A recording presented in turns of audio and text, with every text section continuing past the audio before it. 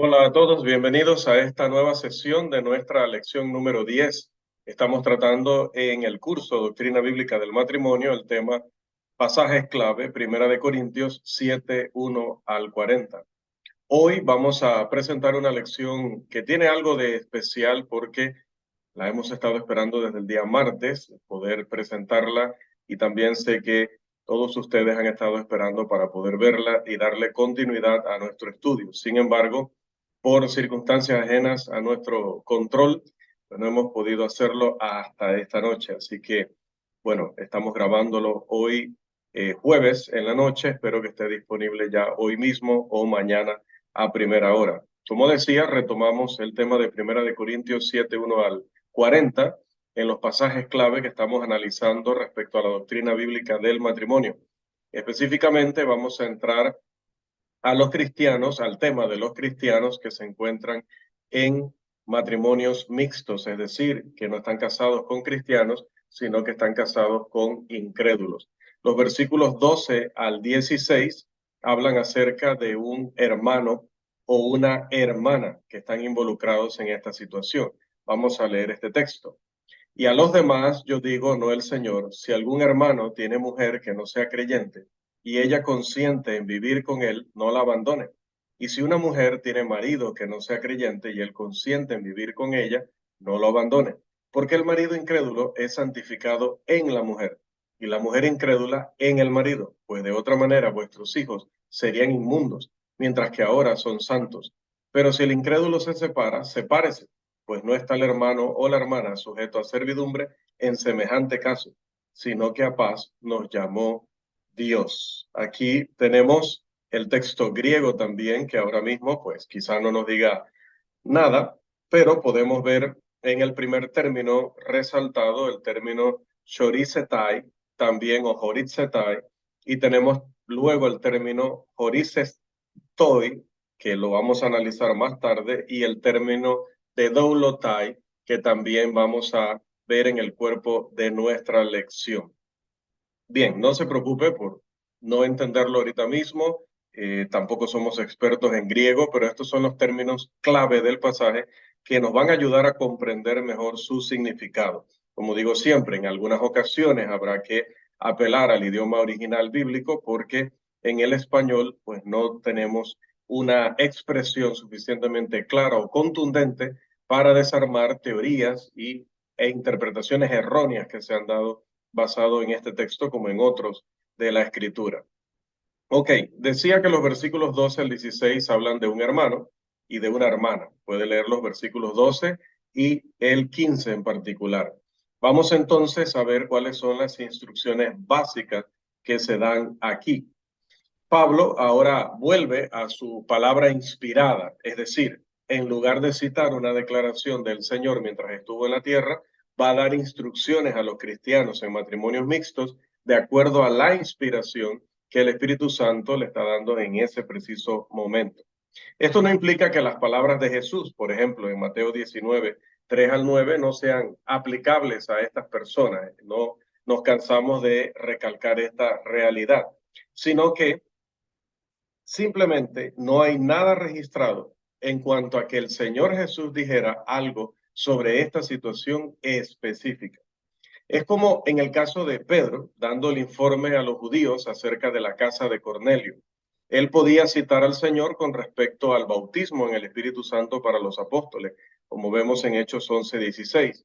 Y esto porque Jesús literalmente lo mencionó, expresamente lo trató, como se ve en Hechos capítulo 1, los versículos 4 al 5. Pero no existe un registro de Jesús diciendo algo con respecto a la conversión de los gentiles, aunque la profecía original de Joel abarcaba a ambos pueblos. Lea Joel 2:28 y 29 y lea Hechos 2:15 al 18. Por lo tanto, Pablo, volviendo a nuestro tema, tuvo que dar su propia declaración doctrinal al respecto. Obviamente, cuando digo propia, me refiero en comparación con Jesús, pero estamos hablando de un hombre, en el caso de Pablo, particularmente a quien el Espíritu Santo le revelaba la verdad. Lea Hechos 11:17 y lea Hechos 15, 13 y 14. Bien, de la misma manera, las instrucciones de Pablo aquí en Primera de Corintios 7 a un cristiano en un matrimonio mixto no implican una exclusión de aquellas personas de las declaraciones de Jesús, ya que están claramente incluidas en las normas generales sobre el matrimonio a las que Jesús hizo referencia en este pasaje tan importante en esta doctrina como es Mateo 19, 4 al 8. Notemos también que como Pablo en ninguna manera menciona que un cristiano podía casarse con un inconverso, estos matrimonios de los que trata aquí en este pasaje de 1 Corintios 7, 12 en adelante, deben haber sido contraídos antes de que uno de los cónyuges se convirtiera al cristianismo. Eran mixtos ahora porque uno se convirtió y el otro se mantuvo inconverso. Las declaraciones aquí no le pueden dar un consuelo a un cristiano que en desprecio de Mateo 6:33, que nos ordena buscar primeramente el reino de Dios y su justicia en todas las cosas, se casa con alguien que no es hijo de Dios con todo lo que eso implica y las consecuencias que están involucradas. Decía, vamos a tratar las instrucciones básicas que se encuentran en los versículos 12 al 15. A un cristiano en un matrimonio mixto, las instrucciones iniciales, como están redactadas en la Reina Valera, versión de 1960, la versión estándar que utilizamos, dice en el versículo 12, no la abandone, hablando del cristiano, y no lo abandone, versículo 13, hablando de la cristiana, que están casados con incrédulos. La palabra para abandonar en ambas declaraciones es un término griego del que ya hemos hablado. Es el término afiemi.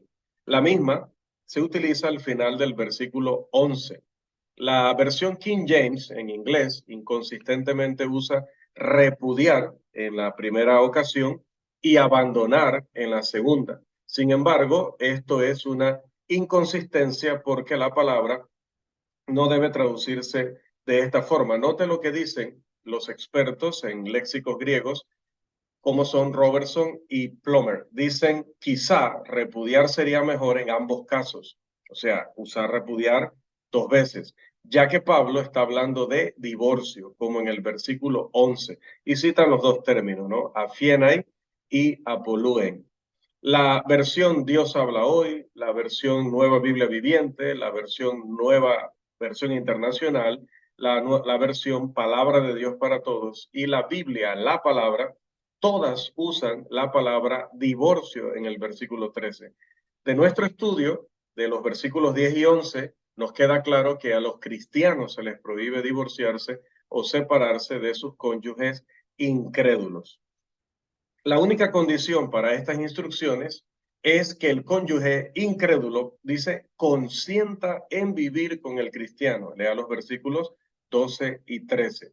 Evidentemente, algunos pensaron que el hecho de que un cónyuge incrédulo no se convirtiera podía significar, me refiero a los corintios, lo que ellos pensaron, ¿no? Podía esto significar que el cónyuge cristiano estaba en la obligación, tenía que disolver ese matrimonio. Pablo dice que no, y luego explica por qué en el versículo 14.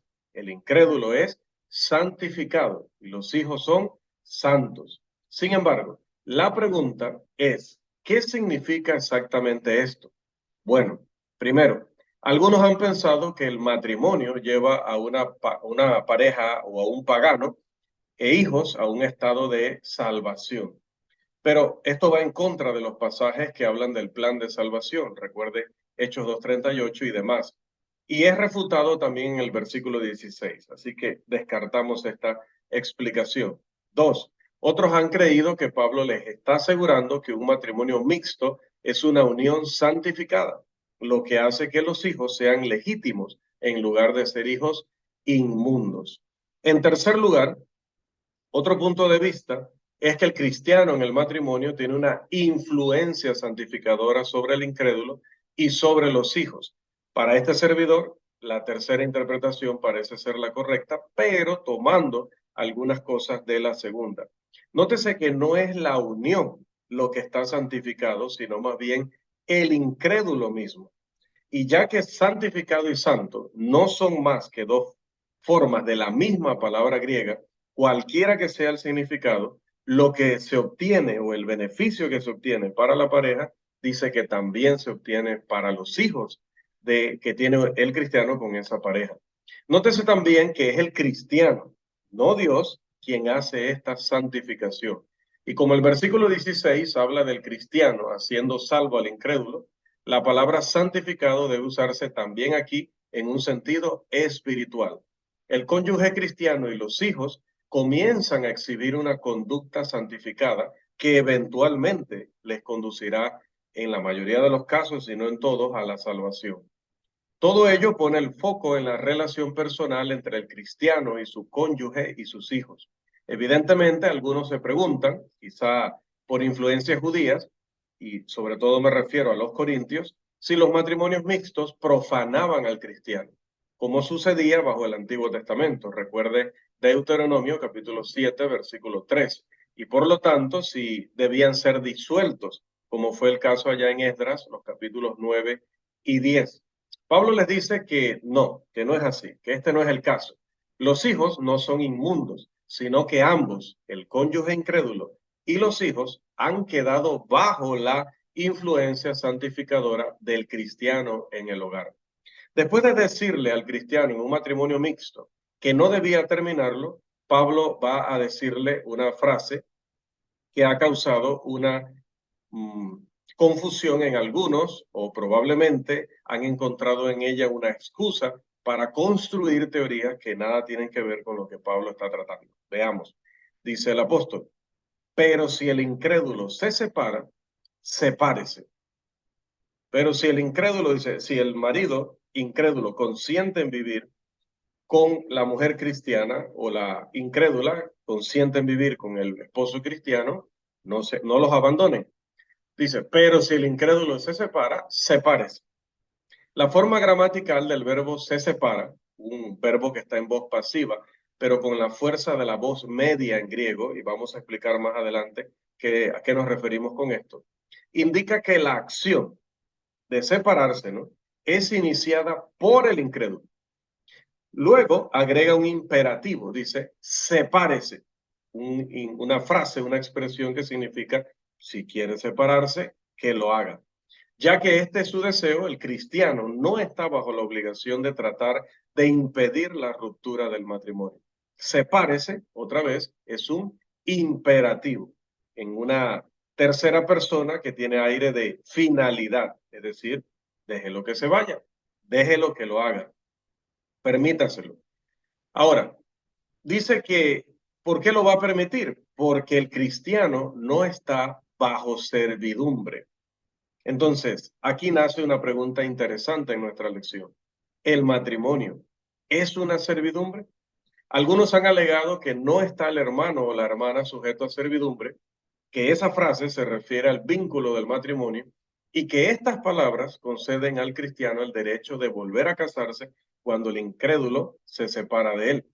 A esto se refieren en el catolicismo y también en algunos círculos protestantes como el privilegio paulino. Los argumentos presentados para esta posición los tenemos ahora mismo en pantalla y los vamos a analizar. El primero de ellos, se dice que si servidumbre no se refiere al vínculo matrimonial, el cristiano de los versículos 12 hasta el 16 tiene exactamente la misma obligación que el cónyuge separado del que Pablo habla en los versículos 10 y 11, lo cual haría innecesario tratar este tema con los que están en matrimonio mixto. Si son las mismas consecuencias de los versículos 10 y 11, ¿para qué Pablo dice iba a hablar de esto en estos textos? Pero indudablemente se trató el tema porque los corintios preguntaron. Recuerden que esta carta en muchas de sus secciones inicia con en cuanto a las cosas de que me escribisteis. Ellos preguntaban sobre la validez de los matrimonios mixtos y si estos debían permanecer. Dos, vamos a el segundo punto de vista, y este es un punto de vista que esquiva la verdadera cuestión. Los dos dice que no tienen la misma obligación. El cónyuge separado de los versículos 10 y 11 tiene la obligación espiritual, Gálatas 6:1, Primera de Tesalonicenses 5:14, de tratar de evitar que un cónyuge cristiano viole el versículo 10, así como la obligación de buscar la reconciliación si ocurre la separación. Mientras que el cristiano separado del versículo 15 se le dice que permita que se dé la separación, es decir, que no trate de disuadir al inconverso, al incrédulo, de romper la relación. Ahora, ¿a qué nos lleva esta explicación? Primero, se dice también que si el hermano y la hermana de los versículos 12 al 16 deben permanecer célibes, es decir, sin casarse nunca más, como los separados de los versículos 10 y 11, entonces los que están en matrimonios cristianos no están bajo servidumbre tampoco. Pero que esto no puede ser cierto, ya que dice el texto que deben quedarse sin casar, lo cual es, dicen exactamente lo contrario de lo que Pablo menciona en el 15, donde les dice, no está sujeto a servidumbre. Esto nuevamente evade la cuestión. ¿Por qué? Porque se asume, se supone que no sujeto a servidumbre es el contraste de quédese sin casar. Pero este no es el caso.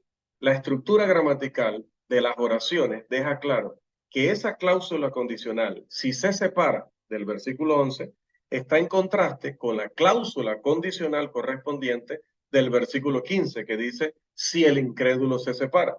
Además, los dos imperativos, el del versículo 11 que dice, o los de los versículos 11 que dice, quédese sin casar o reconcíliese, ambos son imperativos, se contrastan con el imperativo del 15 que dice, sepárese. Más adelante explicaremos con qué se contrasta la expresión no sujeto a servidumbre. Otro argumento es que no sujeto al vínculo matrimonial, es decir, traducen servidumbre como vínculo matrimonial, no es que lo sea, estamos presentando lo que algunos creen, que no sujeto al vínculo matrimonial encaja en el contexto amplio del capítulo, encaja para ellos, no es que realmente encaja en el contexto. Este argumento es bastante sorprendente, ya que el contexto del capítulo contiene 4 casos de la forma sustantiva de la palabra servidumbre, a saber, siervo o esclavo, como podemos consultar en este mismo capítulo 7, pero en los versículos 21 al 23. Si el contexto debe determinar el significado, la clave de la interpretación debería ser algún tipo de esclavitud que se mencione en este capítulo. También se dice, vamos a la tercera, también se dice que no sujeto al vínculo matrimonial se ajusta al contexto inmediato, ya que no está el hermano o la hermana sujeta o sujeto a servidumbre, y que esto debe significar que en otros casos el creyente sí está sujeto a servidumbre. Pero esta es la lectura de la Reina Valera de 1960, la versión estándar que utilizamos casi todos. Pero se ha afirmado que el texto dice literalmente, en tales casos no está sujeto a servidumbre, como lo traduce la Biblia de las Américas y como lo traduce la Diosa Habla Hoy. Pero no, resulta que la palabra caso no está en el texto griego. Lo que dice el texto griego es que el cristiano no está sujeto en tales, así, con la palabra tal en plural. Así que podría traducirse en tales cosas, o como se hace en el caso de por lo menos 2 interlineales que hemos consultado, en tales asuntos. Más adelante explicaremos a qué se refieren estos asuntos y también presentaremos otra interpretación. El texto no dice nada sobre el caso de un matrimonio mixto en oposición al caso de un matrimonio cristiano. Eso se lo inventan quienes quieren encontrar una excusa dentro del texto. Se alega además, vamos a la cuarta, que no sujeto al vínculo matrimonial cumple los requisitos lingüísticos necesarios para el argumento de que esclavitud o servidumbre en el contexto se refiere al matrimonio. Esto se afirma incluso con el reconocimiento de que el verbo griego doulo, que lo tenemos también allí en pantalla, del cual se traduce la frase sujeto a servidumbre, no se usa, note que está entre comillas, porque es que ellos lo aceptan. Quienes dicen o escriben con estas teorías aceptan que doulo no se usa para matrimonio en ningún otro lugar en el Nuevo Testamento. Aún así afirman que a pesar de que ese término nunca se usó para referirse al matrimonio en el Nuevo Testamento, justo en 1 Corintios 7:15, pues sí significa matrimonio, solo porque ellos lo dicen en contra de lo que ellos mismos han investigado y que concluyen con razón, que el término nunca se usó para referirse al vínculo matrimonial. Entonces, si el término nunca se usó en otra parte para matrimonio, ¿cómo es que dicen, cómo afirman, cómo se atreven a decir que cumple los requisitos lingüísticos ¿Cómo los va a cumplir si ni siquiera se utiliza para hacer referencia a ese término? El verbo que usa Pablo para unirse en matrimonio en este mismo capítulo, lea los versículos 27 y 39, y en otros lugares, como en Romanos 7:2, es la palabra deo. El término griego, vamos a colocarlo aquí para hacer algunas consultas a los léxicos. Deo, así como si fuera dedo, pero le quita la segunda D, ¿no? Deo, para hablar de unir, pero unir en matrimonio. Si Pablo quería denotar el vínculo matrimonial, es singularmente extraño que abandonara el término que él acostumbraba para decir eso, el cual iba a ser fácilmente comprensible para sus lectores, para usar uno que no tiene ese significado en ninguna otra parte de sus escritos y en ninguna otra parte de los 26 libros restantes. En realidad, ni la elección del verbo, ni el tiempo del verbo es suficiente para cumplir con los requisitos lingüísticos. Y diremos más sobre sobre este punto a continuación. Y para resumir el párrafo anterior, es una simple afirmación sin base que el contexto argumente a favor de que servidumbre significa matrimonio. Ahora vayamos a la interpretación de no sujeto a servidumbre. Vamos allí, ya tenemos en pantalla el material. El verbo para sujeto a servidumbre, como decíamos, es el verbo doulo. Aparece solo 8 veces en el Nuevo Testamento, pero su forma nominal, es decir, la que indica directamente un esclavo, se encuentra muy frecuentemente. Aquí en nuestro texto está en el tiempo presente y en la voz pasiva, por eso es de doulotai. El verbo en la voz pasiva aparece solo una vez en el sentido literal y significa reducirían a servidumbre en Hechos capítulo 7, versículo 6. En 1 Corintios 7:15 y en otros lugares se usa el verbo en sentido figurado para describir algún otro tipo de esclavitud. Por ejemplo, uno podría ser esclavizado o ser esclavo del vino, Tito 2:3, esclavo del mundo, Gálatas 4:3, o en un buen sentido, esclavo de la justicia o esclavizado a la justicia, como en Romanos 6:18 y el versículo 22. El léxico de Bauer, R. Gingrich y Danker lo traduce en nuestro texto como estar obligado, o sea, en la obligación de un esclavo. Y esto va mucho más allá de lo que es el vínculo matrimonial, porque el diccionario internacional dice que nuestro texto expresa atadura total al otro. El diccionario exegético del Nuevo Testamento dice que se usa para una obligación absoluta, servil, en 1 Corintios 7:15. Al igual que su compuesto catadoulo, que se usa en 2 Corintios 11:20, y en Gálatas 2:4, esta palabra se puede referir a la esclavitud en las relaciones personales, pero nunca se aplica a matrimonio. Notemos esos dos casos. Dice el primero de estos textos, pues toleráis, hablando de 2 Corintios 11:20, pues toleráis si alguno os esclaviza, si alguno os devora, si alguno toma lo vuestro, si alguno se enaltece, si alguno os da de bofetadas. Y el segundo, que es Gálatas, y esto a pesar de los falsos hermanos introducidos a escondidas que entraban para espiar nuestra libertad que tenemos en Cristo Jesús para reducirnos a esclavitud. La fuerza del tiempo perfecto griego, que es el tiempo pasado que se utiliza en no está sujeto a servidumbre, es el de una acción pasada con un resultado presente. Se puede traducir literalmente, no ha sido esclavizado. El hermano o la hermana no ha sido esclavizado. Pero ya que hay una partícula negativa delante del verbo, entonces tiene una fuerza aún más enfática, porque entonces diría, nunca ha sido esclavizado o nunca ha sido un esclavo. Aunque Pablo contempla al incrédulo separándose en tiempo presente o listo para separarse, como lo indica la frase se separa, un hermano ha insistido en que desde ese momento ya no está más en servidumbre. Note lo que este hermano dice. Cuando el incrédulo se va, desde ese mismo momento el creyente no ha estado bajo servidumbre y no lo está ahora. el matrimonio se rompe. La reconciliación es apenas una posibilidad. El creyente es libre. Si es libre de tomar cualquier curso de acción que desee. Quiere decir él que entonces, si lo ha dejado el incrédulo, puede volver a casarse. Otro hermano ha sugerido de manera similar que la unión ocurrió en el acto del matrimonio. Entonces dice que la expresión en tales casos o en tales circunstancias se refiere a un incrédulo que se separa de un creyente. Por lo tanto, Pablo está diciendo, según este hermano, que en este momento que el incrédulo se ha separado, el creyente es libre, no está bajo servidumbre. Dice además que esos discípulos que están en esa condición son entonces libres para volver a casarse. Pero, amados, ambos escritores, ambos hermanos, han cometido un grave y el mismo error.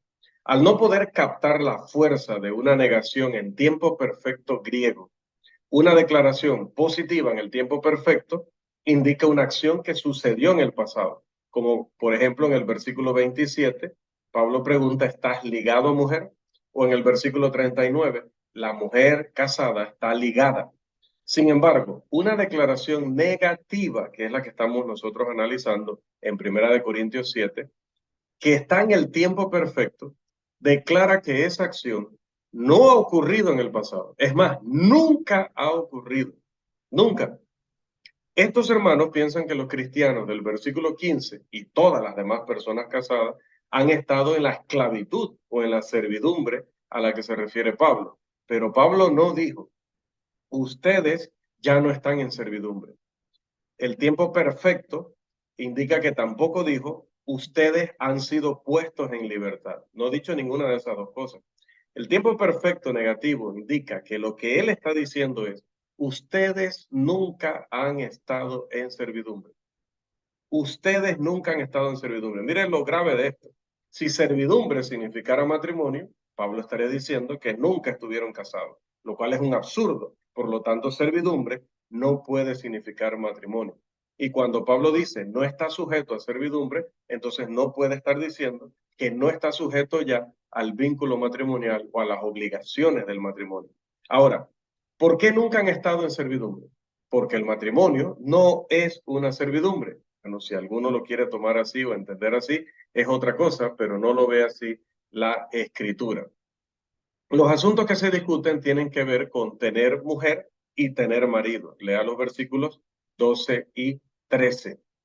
El cristiano podía estar en esclavitud literalmente, como se ve en los versículos 21 y 23. Es decir, en ese tiempo podían ser realmente esclavos de otra persona, pero nunca se utiliza para hablar de esclavo, el esposo de la esposa o viceversa. También podía ser esclavo, como vimos de manera figurada, pero nunca refiriéndose otra vez, como decimos y afirmamos y repetimos, al matrimonio. Ahora, podemos enfocar de una manera aún más precisa esta expresión para encontrar su significado. No sujeto a servidumbre, tiene algo que ver con la relación matrimonial, definitivamente. No se refiere al matrimonio, pero algo nos está diciendo Pablo respecto a la relación matrimonial. ¿A qué exactamente se refiere entonces el término servidumbre? ¿A qué tipo de servidumbre no está sujeta al cristiano? Bueno, hay varias respuestas, otra vez, que se han sugerido o se han presentado y las vamos a enumerar. La primera de ellas dice que él no está sujeto a la prohibición de Cristo del divorcio, ya sea en cuanto a lo declarado por el Señor en Mateo 19:6 y Marcos 10:9, o lo que acababa de declarar Pablo en 1 Corintios 7:10 y 11. Mire, dice que no está sujeto a la servidumbre de esas limitaciones que pusieron Jesús y Pablo en Mateo 19 y en 1 Corintios 7. Pero este difícilmente puede ser el caso, ya que dice la escritura que ya que ella estaba ligada así, ya no va a estar de esta manera. Estaba ligada así antes de que el incrédulo se separara, versículos 12 y 13. Sin embargo, el negativo en tiempo perfecto dice que nunca lo había estado. Entonces, estos hermanos se contradicen. Por un lado dice que sí, esa mujer estaba ligada a ese hombre, pero ya no tiene que estar. Pero el problema del tiempo perfecto en negativo es que nunca había estado en esa condición. Entonces, no funciona para su argumento. Vamos a la número 2. que ella no está obligada por la fuerza a un cónyuge incrédulo reacio con la esperanza de salvar el matrimonio.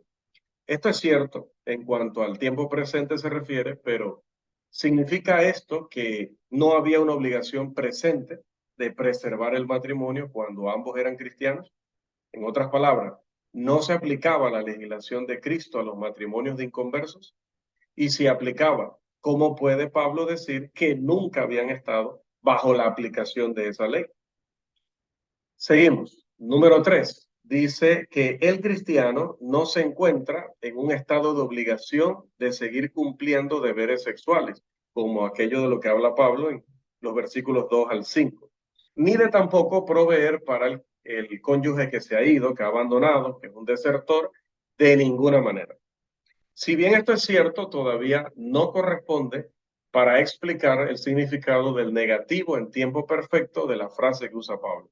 El cristiano tenía esos deberes y obligaciones antes que el cónyuge lo abandonara, pero Pablo dice que el cristiano nunca ha estado en la servidumbre que él contempla en esta situación. Así que la explicación de se refiere a los deberes sexuales y se refiere a todo deber que tiene el cónyuge con el otro, tampoco encaja porque es que la servidumbre de la que habla Pablo es una servidumbre en la que nunca había estado.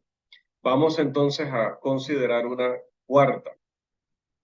Ella no está obligada a renunciar a la fe para poder retener al cónyuge incrédulo. Esto está más cerca, pero nadie está obligado a renunciar a la fe en ninguna circunstancia, ni en ese momento que le quieren abandonar, ni antes, cuando no le quieren abandonar, pero le piden que abandone la fe. Pero Pablo está destacando aquí circunstancias en las que un cristiano nunca estuvo en esa obligación. Entonces, la solución al significado exacto de servidumbre radica en un examen más estricto de la redacción de la declaración que utiliza el apóstol. Casi todos los expositores tratan de parafrasear a Pablo como si Pablo estuviera diciendo que el cristiano no está obligado a hacer algo, pero la palabra que Pablo usó fue la palabra griega en. Él dijo, el hermano o la hermana no están bajo servidumbre en tal. Básicamente esta palabra en puede significar en algo, como hablando del ámbito en el que una acción tiene lugar o sucede.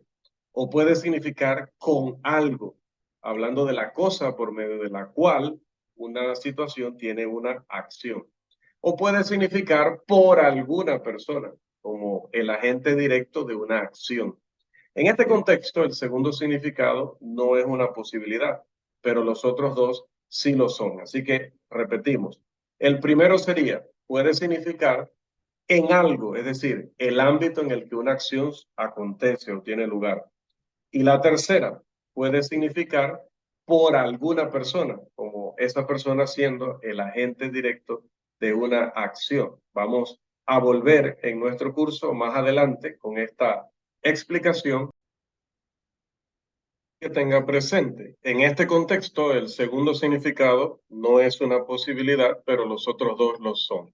Como digo, volveremos más adelante a esto. Ahora, otro punto de la gramática a tener en cuenta, como pueden ver en pantalla, es que la expresión tales está en plural, que es la palabra toi tois, y no hay un sustantivo después de ese término. La palabra casos, que se encuentra en la Reina Valera, en la Biblia de las Américas y en muchas otras versiones, simplemente fue proporcionada por los traductores. Y estos, en algunas de estas versiones, colocan esa frase en cursivas para indicar que es una añadidura, supuestamente para entender mejor la expresión original. Pero esta adición al texto ha sido muy engañosa. Ha hecho que los lectores asuman que Pablo está comparando un caso matrimonial con el otro, es decir, el cristiano estando en servidumbre en un caso, pero no en el otro caso. En realidad, no hay una comparación implícita en todo ello en la palabra tales. Con el artículo definido él por delante del término, simplemente se refiere a algo que él ya había mencionado. Parece ser casi unánime entre lexicógrafos y expositores asumir que las palabras en y tales están en género neutro. Claro, si esto es así, entonces significa en tales cosas.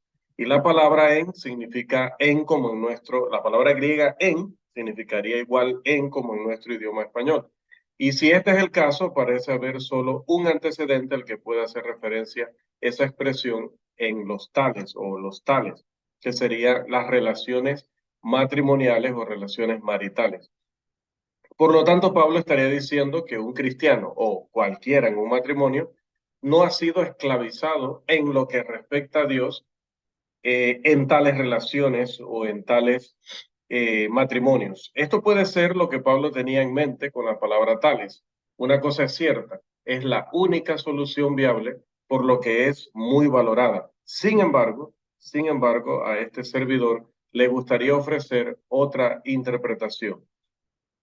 Mirando de nuevo el texto griego, se revelará que estas palabras en los tales, o tois, tois, no pueden estar en el género neutro en absoluto. Es más, el género masculino tiene la ortografía idéntica a esta expresión. Si estas palabras son masculinas, algo que definitivamente no podemos saber con absoluta certeza, porque escritas en neutro se escribe así y escritas en masculino también, pero si fuera el caso que es el género masculino, entonces estas palabras significan en tales personas. Y en este caso, la palabra griega en tendría el significado de por. Por lo tanto, Pablo estaría diciendo, el hermano o la hermana no han sido esclavizados por tales personas, es decir, por el marido o por la mujer incrédulos. Esta interpretación es tan posible como la anterior y de hecho es lo que este servidor cree que es el verdadero significado del texto. Vamos a ver si se puede sustentar lingüística y contextualmente. Vamos a cambiar aquí, listo. La palabra tois, está en el dativo. Estoy usando ahora expresiones gramaticales a las que no tiene que prestarle suficiente atención solo como para verificar, pero me refiero al hecho de que no tiene que aprendérselas de memoria ni tiene que entenderlas al instante, luego las puede investigar. Esta expresión está en dativo, que también abarca funciones locativas o instrumentales en una expresión. Hay una serie de casos en el Nuevo Testamento griego del término en, tomando precisamente ese caso dativo y designando a un agente personal. ¿Qué queremos decir? Por ejemplo, en el caso de Jesús, él fue acusado de expulsar demonios por el príncipe de los demonios, Mateo 9:34, y en otra ocasión se le dijo por Belcebú, misma persona, Mateo 12:24, Marcos 3:22 y Lucas 11:15.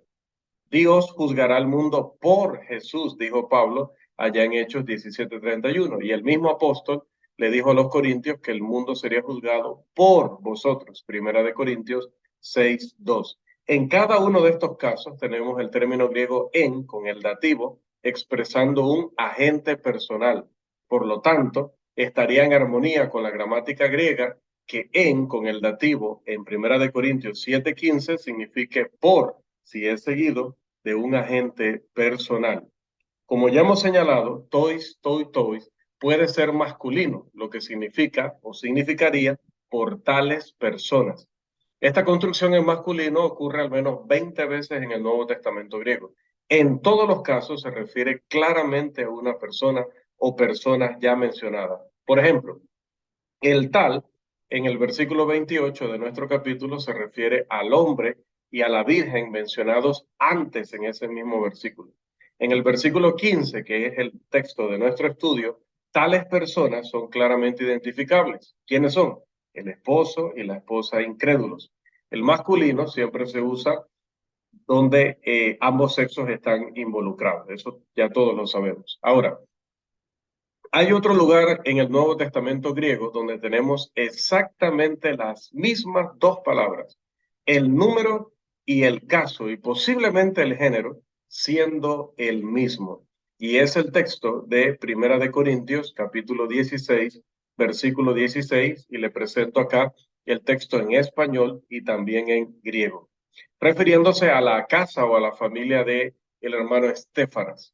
Allí Pablo le dice al lector que se sujete a tales personas, aunque la Reina Valera no le traduce así específicamente. Pero en 1 Corintios 7:15, si el género es masculino, él les dice que ellos no han sido esclavizados por tales personas. Sin embargo, en el análisis final, en realidad, no importa si son las relaciones matrimoniales o son las personas a lo que Pablo se refiere aquí. En cualquier caso, lo cierto es que no habíamos estado en esa esclavitud nunca. No habíamos sido esclavizados por tales cosas o por tales personas.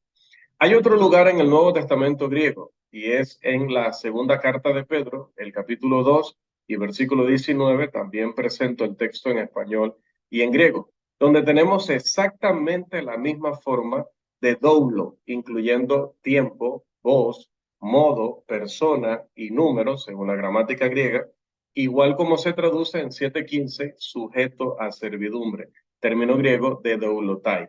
Allí Pedro, hablando de el texto de 2 Pedro 2:19, presenta un comentario sobre lo que sucede cuando una persona no tiene cuidado de quedar bajo servidumbre de otro. Él dice literalmente, el que es vencido por alguno es hecho esclavo del que lo venció. Léalo en la versión Biblia de las Américas. El cristiano no debe pensar que su cónyuge o cualquier otra persona tiene un poder dictatorial sobre él cuando se trata de la práctica de su religión. De lo contrario, él es esclavo de esa persona, como la Biblia dice que algunos son esclavos del pecado. Juan capítulo 8, versículo 34. O como Pablo lo dijo en Romanos 6:16. ¿No sabéis que si os sometéis a alguien como esclavos para obedecerle, sois esclavos de aquel a quien obedecéis? También tenemos el triste resultado de un cristiano que abandona la casa del Señor por instigación de otros, aunque nuestro caso particular en Corintios es el de un cónyuge. Pero podría resumirse el caso de ambos en las palabras de la traducción griega del Antiguo Testamento conocida como la Septuaginta, que traduce Proverbios 27:8, utilizando en griego el término doulo, y lo dice así, lo traduce así: como cuando el ave se volare del propio nido, así el hombre se esclaviza cuando emigrare de los propios lugares. Ahí nuevamente doulo, y lo utiliza para hablar de esclavizarse. Bien, ¿el cristiano es libre para volverse a casar? Esta es una de las preguntas que se ha estado esperando en el análisis de este texto. Considerando lo anterior, es evidente que Pablo no pretende decir que uno no está vinculado al matrimonio. La deserción o el abandono no es otra razón bíblica para divorciarse y tener un nuevo matrimonio. Independientemente de qué tipo de matrimonio sea aquel en el que se encuentre una persona, cristiano, incrédulo, mixto, la única concesión dada por Jesús para romper el vínculo matrimonial, la fornicación, se aplica a esa situación. En una edición anterior de la Enciclopedia Bíblica Estándar Internacional, se hace un comentario muy apropiado de 1 Corintios 7:15, que lo tenemos en pantalla. Dice esta enciclopedia: Pablo no ha dicho en ese versículo, ni en ninguna otra parte o en ninguna parte, que un cónyuge cristiano abandonado por un pagano puede casarse con otra persona. Decir que un cónyuge abandonado no ha sido esclavizado no quiere decir que él o ella pueda volver a casarse. Excelente comentario y análisis objetivo del texto. Ahora, ¿cuáles son las razones para permitir que el incrédulo se vaya, según la parte B del versículo 15 de 1 Corintios 7 y el versículo 16? A modo de contraste, hay una afirmación opuesta a no sujeto a servidumbre, y no es la de quédese sin casar, como decían aquellos hermanos en su teoría, en el versículo 11, sino más bien la última frase que se encuentra en el versículo 15. No sujeto a servidumbre está en contraste con la última frase del versículo 15 que dice, sino que a paz nos llamó Dios. Los verbos en tiempo perfecto en cada cláusula revelan claramente que este es el contraste. El cristiano no ha sido esclavizado, sino que ha sido llamado a paz. Es por esta razón por la que no debería de tratar de mantener un matrimonio con un incrédulo que se opone a la paz. Otra razón se da en el versículo 16. El cristiano no tiene seguridad de que podría convertir a su pareja. Sí, Algunos han tomado las palabras de Pablo aquí en el versículo 16 con un sentido de esperanza y por lo tanto como que Pablo está apoyando que se mantengan en el matrimonio. Pero esto rompe la conexión que trae la idea que desarrolla el apóstol desde el versículo 15. Pablo está añadiendo evidentemente una razón más para dejar que el incrédulo se vaya, expresando así dudas acerca de si podría convertirse este personaje, sea el hombre o la mujer incrédulo, en cristiano. Aunque alguien posiblemente podría convertir a un cónyuge, como precisamente vemos en el texto abajo de Primera de Pedro, capítulo 3:1, la lucha que involucra tratar de hacerlo en estas circunstancias tan hostiles de alguien que está intentando que usted abandone su fe, no es digna de un resultado tan incierto como el que ve el apóstol Pablo. Hasta aquí, amados hermanos, rogando siempre a nuestro Dios que pueda haber sido claro, que pueda haber explicado de manera apropiada el texto, pero siempre exhortándole que pueda repetir el video o pueda leer con calma luego las presentaciones que vamos a compartirle ahora por el formato PDF que estamos incursionando ahora en esa nueva modalidad de hacerle llegar a usted material complementario que le ayude cuando está viendo el video a poder llevar el seguimiento y el detalle. Espero haber sido explicativo, como digo, haber sido acertado en la manera de tratar de llegar a usted y que este tema nos haya quedado muy, pero muy claro. Hasta aquí nuestra parte de esta lección de Primera de Corintios 7:1 al 40, porque recuerde, es hasta el 40. Así que en nuestra siguiente sesión seguiremos analizando este interesante capítulo.